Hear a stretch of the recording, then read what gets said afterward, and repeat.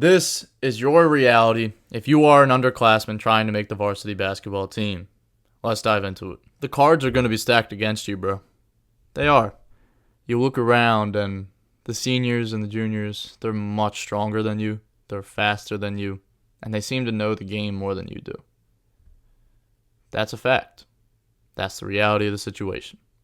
And everybody's dealt a different hand in life. Some people are tall. Some people are not. Some people can jump out the gym. Some cannot. Now, we can recognize that the cards are stacked against us, and we can say, all right, that means I shouldn't do this. I should just give up. Or we can say, all right, my story is going to be really inspiring when I win anyway. And that's the path that I imagine most of you want to be on. If you don't want to be on that path, just click off the video right now. If you're just thinking, all right, I'm going to quit, yeah, you can leave this video right now. I don't care. I only want to talk to those who actually want to prove themselves wrong and achieve success that they may have thought was impossible for them. The next thing I want to mention is upperclassmen won't like you. They probably won't. I remember when I played, I spoke to the guys that graduated before me when I was a senior in high school. So by this point, they were a couple years out of high school. And when I spoke to them, they gave me the truth. They said, you know, Mark, when we were seniors, we hated you. We didn't like you because you were trying to take our spot. So if you're butthurt right now because the varsity guys don't really like you or they're disrespectful towards you, they always try to trash talk you, whatever, just understand that you're a threat to them and they probably won't like you unless you weren't a threat. So them not liking you is a sign you're on the right path. Next, the pacing of the varsity game is much faster than what you've been used to. If you played in middle school or AAU and freshman ball, even JV, the pacing of varsity ball is so much faster. And if you can get used to that pacing, you are going to be all right. You can make that adjustment. But it's going to shock you. It's going to be like diving into ice water. It's going to be cold. You're going to be like, oh my gosh. You're going to get shocked. But the faster you can understand the speed difference of the game, the quicker you'll get opportunities and the quicker you'll be able to produce on the varsity level. Just understand that your reactions got to be a bit quicker. They can't take 5 seconds. When you catch that ball on the wing, you got to know what you're going to do with the ball. Simple stuff, man. Don't overcomplicate it. The pacing is one of the biggest differences between JV and varsity. Next, time is either your friend or your enemy. I've spoken about this before. My favorite book of all time is called The Slight Edge by Jeff Olson. It completely changed my life. Within the book, it talked about a concept called the compounding effect.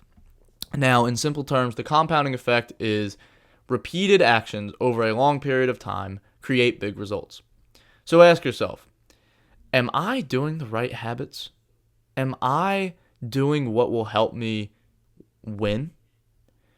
Is junk food going to help you in the long term? No. Is it going to kill you in the short term? No. But let's say you have a cookie every day, all right? That one cookie is 200 extra calories, let's say. So you're stacking 200 calories a day. Let's say 7 days in a week, that's 1,400 a week, right? Over a month, 1,400 times 4. I don't know the math on that, but do that for a whole year. That's a lot of extra calories, right? Now look, you have a fast metabolism. You're burning a lot of energy from exercising and all that, but just humor me, okay? Let's say you gain some fat from those cookies. Compare that to the guy that didn't eat that cookie every day. He just cut one cookie out of his diet, right? Over time, he's going to be much skinnier than the guy that had that one cookie every day. That's a compounding effect example. So you can completely change your life over time by just doing the small little good habits. Every day, all right, I'm going to stretch every day. I'm going to lift X amount of times per week. I'm going to train for basketball on these days out of the week. I'm going to make sure I do my form shooting. Little habits stack up. So ask yourself, is time my enemy right now, or is time my friend? It should be your friend. You want time to help you grow astronomically.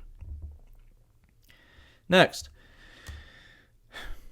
if you're an underclassman and you want to make the varsity team, you can't treat basketball the same as everybody else. That's just the cold hard truth. Basketball cannot be a hobby for you. It's got to be your obsession. A lot of people will tell me that you need a work-life balance. You need to, have a lot of fun and be a kid. Now, look, yes, people can do that, but for personal experience, and if you want similar experiences to me, where I became my team's MVP, made first team all-conference 2 years in a row, was on, the articles for the state of New Jersey as one of the players to watch, had a 30-point game, all that good stuff, that came from obsession. And that came from saying no to a lot of things that I may have wanted to do at the time. But I just wanted the basketball success more. I didn't want to go to a party as much as I wanted to get the basketball success. This work-life balance stuff is great for the people that have already achieved the success they want. If you're in the NBA making millions of dollars doing your thing, all right, you want to take it easy. You don't want to be the best player in the world. You can just be one of the best players in the world and make millions and retire your entire family. Okay, cool. Fine. Basketball can be a hobby for you. It could just be what you do for work. Okay, cool. But if you want to make your varsity basketball team, you want to change your basketball experience for the next 4 years of high school, this can't be a hobby. This has to be what you do all the time. This has to be what you obsess about, right?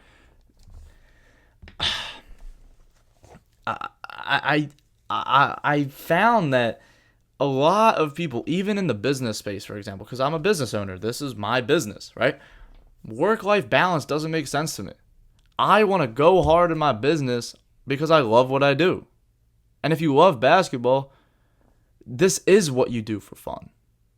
You don't need some other random thing. You don't need to sit in a room with your friends and talk for 5 hours and just chill on your phones and be like, oh, look at this cool reel I found. You don't need to do that if basketball is what's fun for you. Last thing. As an underclassman, you need to focus on filling a role first. A lot of guys will try to do a little bit of everything, and they end up accomplishing nothing. For you, you need to be a king of one thing instead of a jack of all trades. Fill a role. If your team needs a shooter, become the shooter first. Then expand your role once you've been given the opportunities. But don't try to do everything first. Become great at one thing and then expand. If you want more info about all that and you want a full guide to making the varsity basketball team, you want a lifting routine, training plan, everything, click that link in the description. That's just for you, Varsity Basketball Blueprint. Now, if you want to figure out why you got cut, click this video. But as always, keep God first. Stay blessed, bro.